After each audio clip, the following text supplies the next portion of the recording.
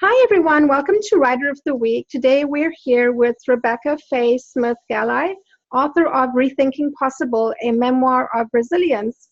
Welcome, Rebecca. How are you today? I'm great. Thank you so much for having me.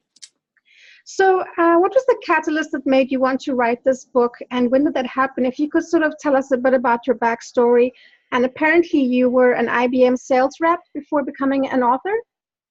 Absolutely. I had no intentions of being a writer, much less an author. I did have a great career with IBM for 10 years, got married, had 4 children. But after the paralysis, when I was 39 years old, that career kind of came to a screeching halt. So I had the 4 children. They were ages 3, 4, 6, and 9, and had been divorced for 9 days when the paralysis hit. So obviously my life was turned upside down. The disorder that I had, or a disease, I guess they call it, it was a strange infection. So we came to talk about it. It was transverse myelitis, which is an inflammation of the spinal cord that for me began as a mild case of the flu that became a pneumonia. I was very hopeful at the time that I would recover fully. A third of people do. Another third have some kind of partial recovery, and the third don't have any recovery at all. So with that situation, in one way, I was fortunate that it was 1997, and this was the beginning of the internet and email. And so you talk about a catalyst. When I thought about it, there's probably 4 moments, I would say 4 defining moments that really led me to write this book. So the first was an email. I finally got my first email, or one of my first emails, from a dear friend from high school that I hadn't seen in a long time. And the subject heading of that email was, "Is that you?" He had read about my paralysis and was trying to connect with me. And I actually had the same question for myself. "Is that me? Who is this woman in a wheelchair, and will she walk again?" And those kinds of questions. But that email set up a great communication between myself and Scott. And that's when I first was taking my life and putting it into words and sharing that with somebody that was responding to me. So I said, "You're not going to believe all what's happened to me, Scott. Hang on." And so I took him through my having my children. I had 2 special needs children, one with autism, one with epilepsy. And so as I took him through those, he would share the emails that I wrote to him with his friends and family, and I shared them with my friends and family. So that first defining moment of realizing I could take my life and turn it into words was with that email with Scott.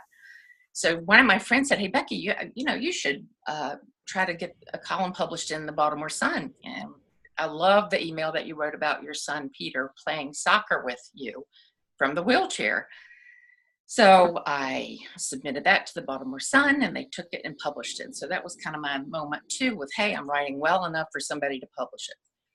So that particular column became a regular newspaper column that I wrote for 12 years, called From Where I Sit. Then that became another column that I wrote about my daughter Madison with autism, called Tuesdays with Madison. That became another column that I wrote still now, that's called Looking Homeward. So in that moment, it's like, okay, I can write, it can be published, I have readers. And then another friend said, "Becky, you ought to try to write a book."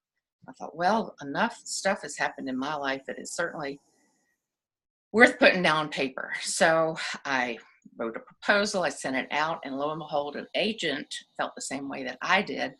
And she said, "Absolutely, I think your book there." And so she signed me and shopped my book. This was in 1999. So unfortunately, although she worked diligently, she did not find a publisher for me. So in 1999, the book rested, and it rested, and more life happened. I lost my son at the age of 15. I lost my parents. A lot of loss and learn and recovery going on in these years. And the book took some different shapes too. It was a self-help, it was narrative nonfiction, it was an email journal. So finally, the fourth defining moment was when I went to a writer's conference and they said, look, Becky, you've got a great story. This is really a memoir. This is something that you should try to bring together in that form. So, and that's what happened. A lot of blood, sweat, and tears went into this. And after a total of almost 20 years, it went from an email journal back and forth between my dear friend Scott Gibson, and it evolved into a series, 400 columns that I've written, and now into a book. So long journey, but worth it. Hope that That's answers incredible. the question. Were there any surprises along the way in this whole journey? Things that you hadn't expected? I think probably the biggest surprise was what was required to make it a memoir, because it had to be written more like a novel, in that it had a beginning, a middle, and an end, and there had to be what they called some kind of character transformation. So that meant that I had to look at my life as a series of events that told a larger story, and look at myself as a character. So in the beginning of the book, you meet character Becky, a little 6-year-old Becky, and you watch these series of life events transform her from a very kind of self-absorbed, as a 6-year-old would be, demanding kid who has had enough life experiences by the end of the book to learn some fairly mature lessons and sustaining lessons about how to deal with life's adversities. And who are your readers, and what do you want them to know about the book? Another really good question. So it's interesting that when people ask me, what's your book about? I say it's about living fully in the life you didn't plan. So instead of a particular... I love that. That's wonderful. That should be on everybody's wall. Well, it's a struggle, right? We don't always get what we want. That's for darn sure. So it surprised me, the age range that are drawn to it, from college kids to the oldest old in their 90s. And I really think it has to do more with their life experience as opposed to their age. If they've had a lot of hardship, they've had a lot of struggle, my book seems to be, they tell me, a book of encouragement, because it's written very positively. The other thing, though, is I'm very honest. Even though my dad was a minister, we didn't really talk about that, but I'm a PK, a preacher's kid. I grew up where, faith was I was in that church every time the door was open. But I openly expressed anger at God many times for each of these, my paralysis, my children's health, autism, my son's seizures. And we didn't talk, the very beginning opening is at age 20, I lost my 17-year-old brother in a water skiing accident. So, from a very early age, there have been these kind of waves of challenges and hardship, but I'm very honest about how difficult it is. In fact, one of the things I say in the book is life can be good no matter what. And I've had a lot of what, there's been a lot of things that have not gone my way. But it can be good.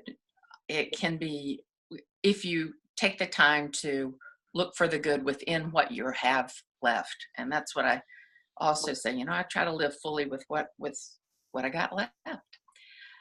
But it's so important to me, this belief of living fully in the life you didn't plan, and life can be good no matter what, that I write about it every week. Every Thursday at 7 a.m. I have a column, Thoughtful Thursday column, that I send out to my subscriber family, which I hope more of you will join. But it's a chance for me to share that week what has inspired me to believe that life can be good no matter what. And it might be a sunset, it might be something silly that my dog has done, it might be an email that I get, or something that I've read, or a quote, or somebody just say a kind word to me that was unexpected. those are the kind of things that keep me going, because I think most of us need some kind of fuel to keep inspired. And for me, I have to look for it, because I'm telling you, life in a wheelchair is not easy. There's a lot of complications and challenges. So it behooves me to look for the good. And I spend a lot of time trying to, put myself in that situation where I can find it. We're so proud of you. That is an amazing message. Rebecca's book is available on Amazon, and if you want to find out more, you can go to her website, RebeccaFayeSmithGalli.com, where you can also subscribe to her Thoughtful Thursdays. Thank you so much for being with us today, and we wish you a lot of success with your book. Thank you so much, Melissa. I appreciate you having me.